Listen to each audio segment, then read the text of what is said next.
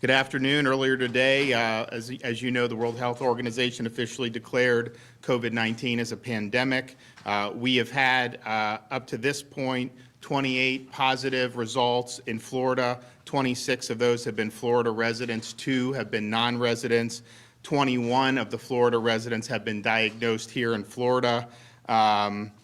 21 have been diagnosed in Florida, but there have been 5 Florida residents diagnosed and isolated in other states. 2 non-Florida residents diagnosed and isolated in Florida, and we have had 2 patients pass away since this has started. A total amount of tests are 147 are currently pending results. 301 tests have come back negative. 877 people have been monitored for a 14-day period. 353 are currently being monitored. We had 8 new cases yesterday. 12 counties right now in Florida have a patient who is tested positive. It's important to know with those cases and many of the cases in Florida, we issued an advisory, our health department, on individuals who traveled to Egypt and took a cruise or a tour on the Nile River in February or March of 2020. The instructions were to self-isolate for 14 days following the return to the U.S. We've had several passengers, not just in Florida, but in the U.S., have recently developed symptoms and have been confirmed to be infected with COVID-19, including, of all the positive cases in Florida, 10 of the positive cases have stemmed from this travel on the Nile River. And then 5 of the 8 new cases the Department of Health announced yesterday was connected to travel on the Nile. Was we had the individual who passed away in Santa Rosa, his travel had been to the Nile River, and it was somewhat of an isolated case of travel. Then we had someone else test positive who had also been there. So our health department talked to CDC. CDC noticed there had been other cases. And so then once it was figured out, hey, this probably was a problem, then the Florida Department of Health issued that guidance. And I think these positive cases were as a result of that alert going out. We do have the 4 individuals in Broward County. We've linked 3 of those to Port Everglades. And so there's an epidemiological investigation ongoing with those cases. And obviously we want to get as much information as possible. So we did declare a state of emergency on Monday. That's allowing, Jared's working hard to procure different supplies, line up personnel if we need it, allows us to bring in potentially people from out of state, which is good. Today, we're announcing a further effort. I've directed Director Moskowitz as the state coordinating officer to temporarily prohibit visitation to nursing homes, assisted living facilities, adult family care homes, long-term care facilities, and adult group homes. And so these are the following individuals who are going to be temporarily prohibited from visiting these facilities. So any person infected with COVID-19 who has not had 2 consecutive negative test results separated by at least 24 hours, any person showing or presenting signs or symptoms of a respiratory infection, any person who has or may have been in close contact with a person infected with COVID-19 who has not tested negative is prohibited from visiting a facility for 14 days from their interaction with the infected individual. Any person who's traveled internationally is prohibited from visiting for 14 days subsequent to their return to the United States. Any person who traveled on a cruise ship is prohibited from visiting for 14 days from their return. Any person who has been in a community with confirmed community spread is prohibited from visiting for 14 days once they've exited that community that's been effective. And then any person who physically resides in a community with confirmed community spread. So these are important efforts to mitigate the risk to our most vulnerable population to COVID-19, which is our elderly population, and particularly those who have serious underlying medical conditions. As many of you know, this afternoon, the state university system announced our state universities would take proactive steps to mitigate the risks involved with our universities. And so you had universities where students were coming back have been told, wait another 2 weeks, and then folks who are going to be on spring break are told to, to wait as well. So I think that those were prudent steps. I think because you have the ability to do distance learning, they'll be able to do that and not miss a huge beat. And they're going to continue to monitoring the situation and then make the best decisions that they can. And so I think that those were prudent steps. LabCorp and Quest, in terms of testing, have started testing individuals upon a doctor's orders, and the Florida Department of Health is identifying strategic CLIA-certified labs throughout the state to increase the state's testing capacity. So we're doing tests at 3 different state labs, Jacksonville, Tampa, and Miami. This would potentially, we actually have a lot of these labs throughout the states. The question is, we got to line them up, make sure they're able and willing to do it. And so that will add to the capacity in addition to the private sector. And then, I've spoken with some of the folks at the University of Florida. They're developing a test of their own. And this is something that will require the FDA to approve it, but they are working quickly, and the FDA is willing to work on a quick basis. And so that would potentially also enhance the testing capability.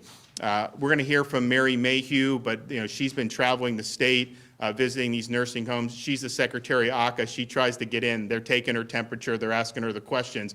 So they have responded positively to the guidance, which we very much appreciate.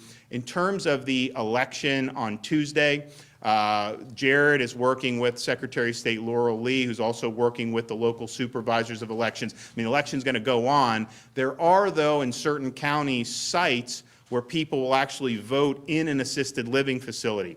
And if it's the residents in the assisted living facility, obviously that's fine, but you actually have some of these sites where the general public will come into the ALF. We obviously view that as problematic. Now, supervisors have the authority to make those changes as they see fit, but our recommendation would be that if there's a polling location, assisted living facility, allow the residents to vote there, but maybe the general public should have the option or should be directed to go to a different polling location. And I think that there's ways to do that. And so Jared and Laura Lee are working with the local folks. But I think that that's a prudent step to take. So we're continuing in our efforts. We've been working with a lot of different folks throughout the state. I mean, you got a lot of people at the municipal level working very hard. Obviously, we have county health departments in all 67 counties. The private sector has been very responsive in working with us constructively on these issues. And then we've gotten great feedback and work with CDC and the folks on the coronavirus task force up in Washington. So we appreciate everyone that's been involved. And obviously, we're going to continue. We do not have, I spoke with Director Redfield and Dr. Fauci last night.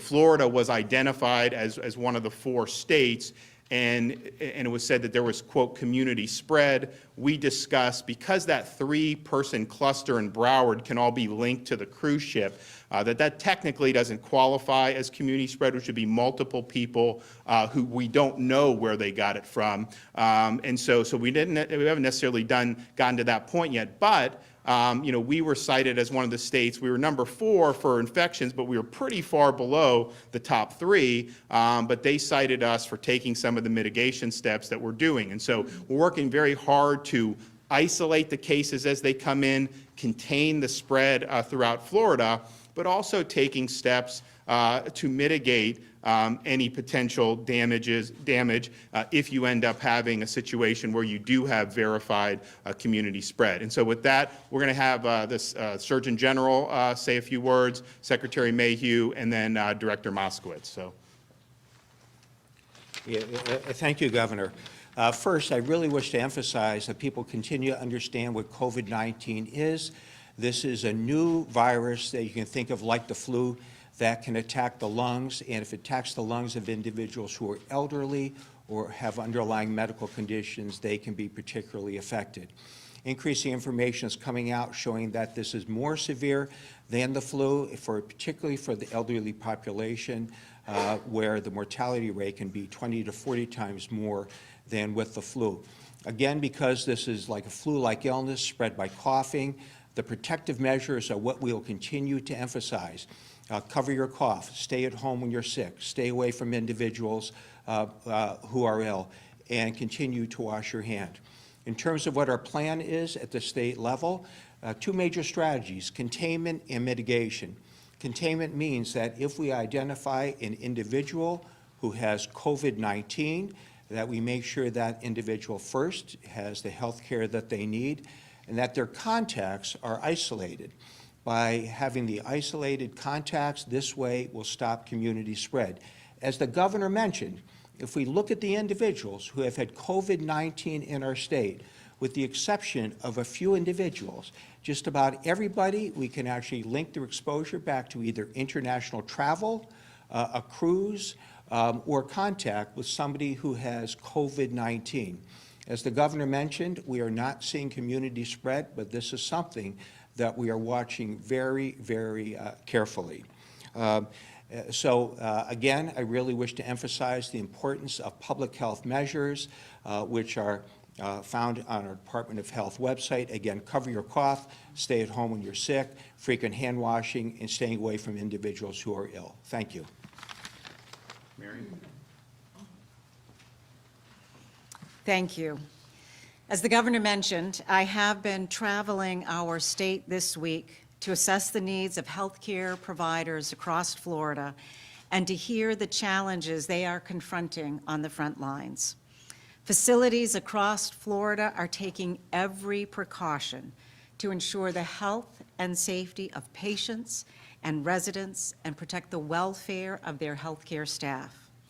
We know the most effective way to protect Florida's most vulnerable residents is to prevent the infection or those with symptoms of an infection from entering the facility. The first line of defense is vigilant screening of visitors, vendors, and staff.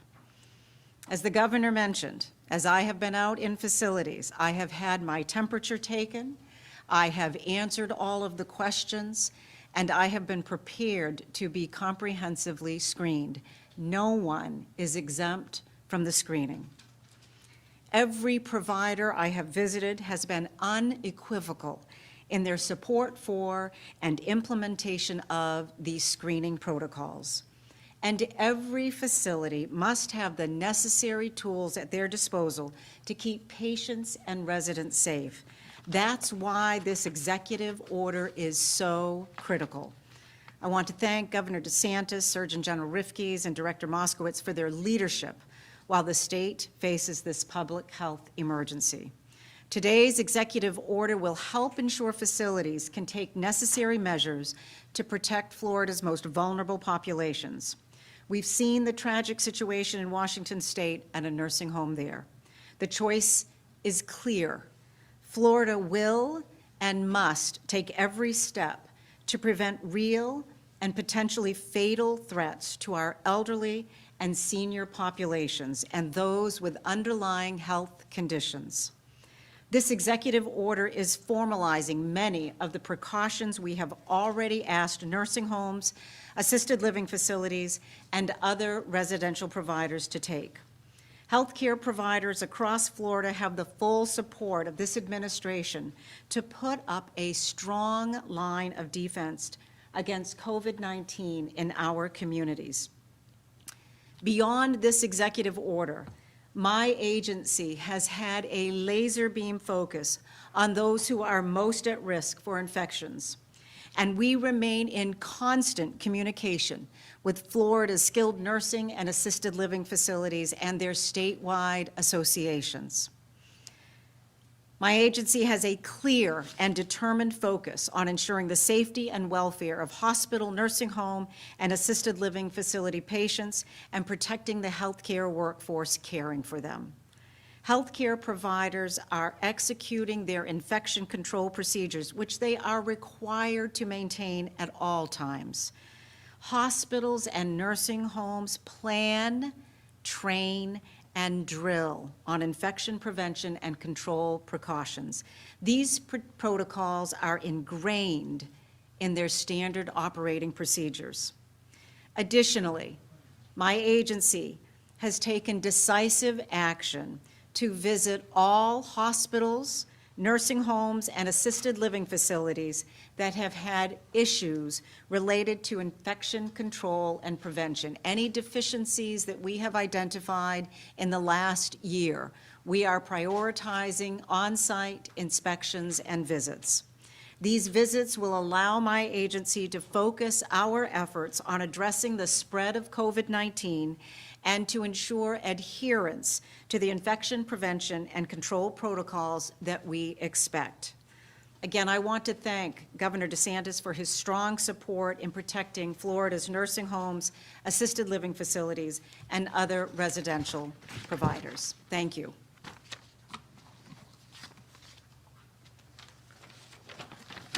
Thank you.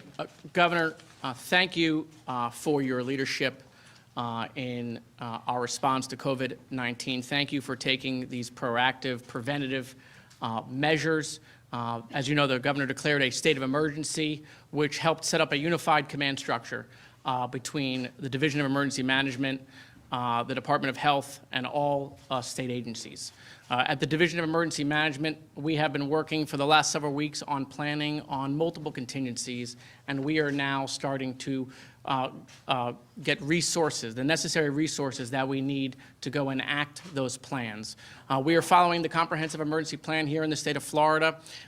Year after year, we train for all sorts of different situations like pandemics. And so we are following that plan. My folks are working around the clock at a level 2 at the Emergency Operations Center. I want to thank all the state agency heads that are here today and that are working on this issue in a collaborative, unified effort.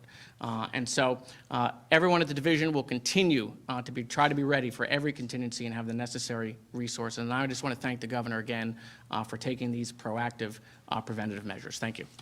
Great. Mike? Yes, Governor, given the late hour last night when the most recent cases were announced, what's your policy about a timely release of this information? Yeah, get it out quick. So we found out late. I think my phone was blowing up. Very late at night. My kids were sleeping. My wife is sleeping. We're getting to the end of the road on her pregnancy, and so we're hopefully I try to want to give her as much peace and quiet as we can. But yeah, I said, get it out. Get it out as quickly as you can. Now, obviously, you don't want to be reckless. You want it to be reliable. But I think just getting it out as quickly as possible upon us receiving the information at the Department of Health is the way to go. And I think that they've done a good job of being timely and really getting on a more assertive footing with that. You know, when you're dealing with people in the medical, because HIPAA and all this, they're just not used to kind of doing that. But once the public health emergency was declared, I know the Surgeon General and I really believe that we want to get that information out. So it wasn't because we knew in the morning and put it out. It was because we got all this information, later in the evening, but didn't want to let it sit, wanted to get out there for the folks. As close as possible to real time? Oh, yeah. No, absolutely, for sure. Yes. Governor, there's been a lot of confusion about a lot of the terms surrounding this pandemic. One of them is travel-related, whether a case has been travel-related or not. We've received reports of someone who has a confirmed case, whose case was classified as travel-related, but they themselves did not travel internationally. So what does that term mean, and is that at all an indication of community spread? So it's I'm not exactly sure. I'd have to get the facts on the individual. But I think if you have been exposed to somebody who had been traveling from those areas, then it would not be considered community spread because we'd be able to identify the source and trace it back to those areas. With a community spread situation, you have 3 or 4 people never traveled, wasn't in contact with anyone that traveled, then that's when you start thinking, hey, well, maybe they, touched the public railing and then started doing all this. And so that's so if you can't link the cases, that's when they're doing it. All the cases except one so far have had a link to either someone who's been positive or has been traveling in that area or who themselves had traveled. They're the one, so we've had 4 in Broward. There is the one they're still doing the investigation on. But then there was also another individual who initially had not traveled, but then they were able to determine contacts with people who had been traveling. Governor, just some clarification. All international travelers on your order were not just people from specific countries? For the nursing homes, that's correct. Okay, so all international Right. travel. Number 2, all state university systems are going to be not coming back? Or Well, just- it's 2 weeks, so, the folks who were coming back from spring break, were told to take 2 weeks, and this is real-time dynamic situation, they're gonna constantly reassess, but all the instructors have been told, get on a virtual footing, and maybe that means a couple weeks, and who knows, maybe it looks better, but I think we're preparing to see, more cases, just because I think that's the prudent thing to do. So I think that's prudent for them to do it, and then they can reassess in real time as we go. But at the end of the day, particularly for some of the universities, if you're taking a lecture course or something, honestly, you can do it online and probably be okay. So I think it's actually pretty minimally disruptive to kind of the way the state operates. And thirdly, though, with community spread, Governor, you just said that the administration, healthcare providers have the full support, your administration fully supports them, and that you're anticipating, them to treat patients. Yet. So that- Secretary Mayhew said that, I'm right? sorry. Okay, yeah. Part of your Good, I mean, we want to support, but. But that comes at a time when your administration Medicaid officials are recommending a $25 million cut to hospitals. I'm wondering how to reconcile that. You want to? I do. We are not recommending a cut. That has been a consistent mischaracterization. We, in fact, have supported hospitals receiving additional funding. The governor was very supportive, especially as hospitals are incurring these additional expenditures in this crisis. So not only did we come in, acknowledge a mistake, see that that was fixed, we actually advocated for the additional $25 million. There has not been a cut recommended by this So when you administration. advocated it, does that mean the legislature did not appropriate it? If you advocated it, is it the legislature that's not properly funding? I understand that things are still fluid, so I'd hate to comment on where things stand today. What I know is that we came in and supported those additional dollars. Thank you. You're very welcome. Going back to community spread, Governor, I wanted to ask how we can say right now that there is no community spread when we're not testing as widely as some other states are.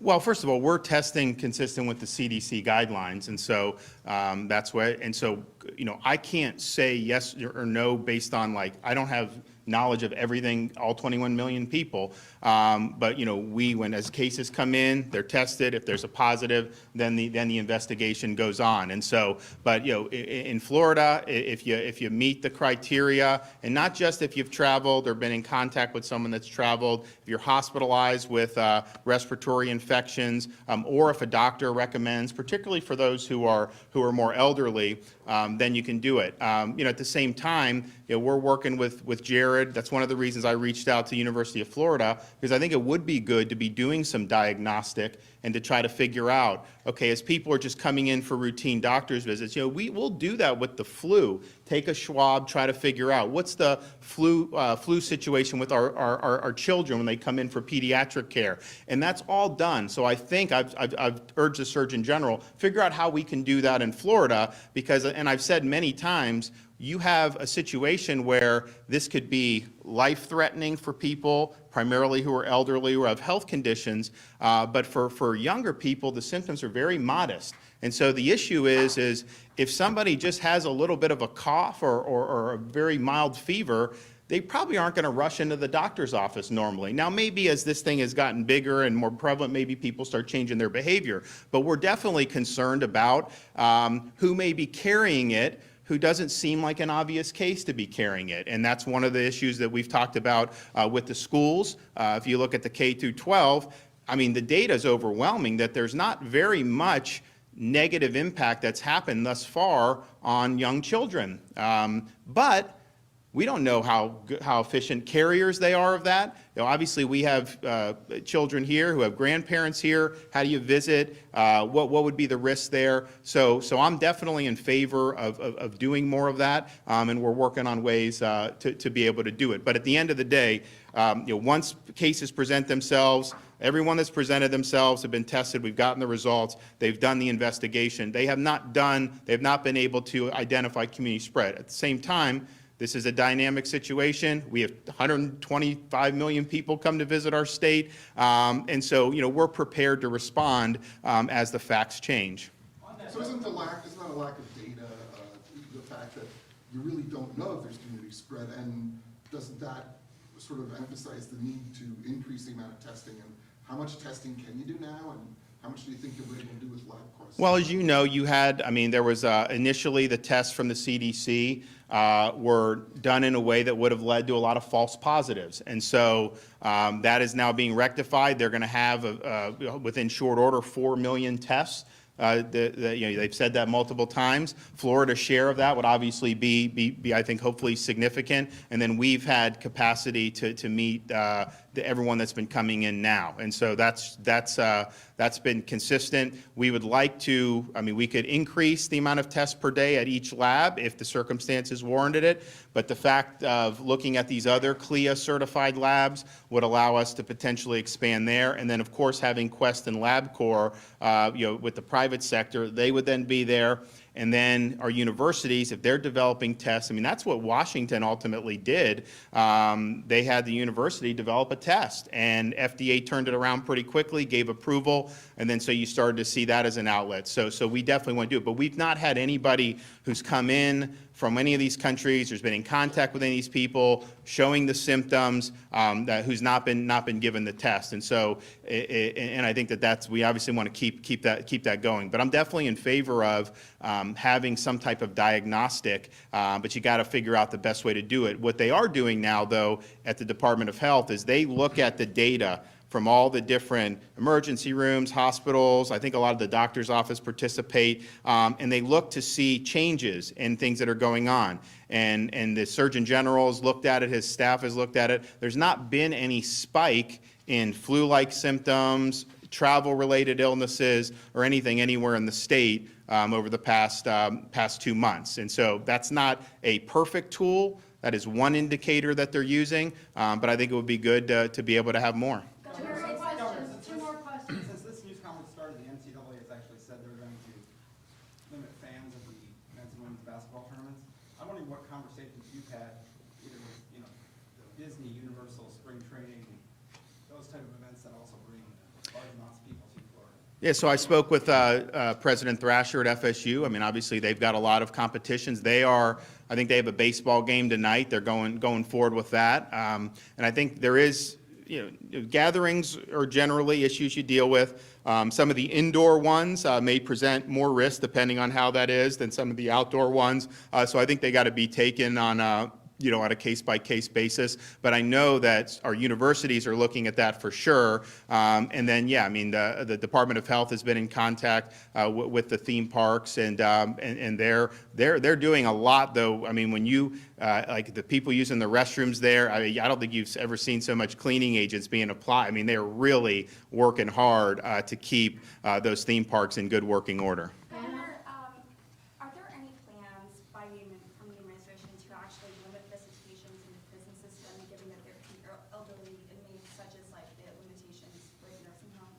Yes, so the Corrections Secretary, Inch, is going to either put, I've approved him to take that type of action. I don't know if he's put it out yet, but if not, that's coming. Yeah, so there will be revised guidance for the prison. So. Are they going to be similar to the nursing homes? I don't know if it'll be exactly the same. I mean, I think the nursing homes, we're taking really significant mitigation steps, just given the threat. Obviously, prisons is also a threat, but it's a little bit different. So, but I think that they're common sense measures that he wants to do. I didn't see any problem with it, and I think that's the way to go. So, okay, well, we'll have more updates as things happen. So, thank you very much. Thank you.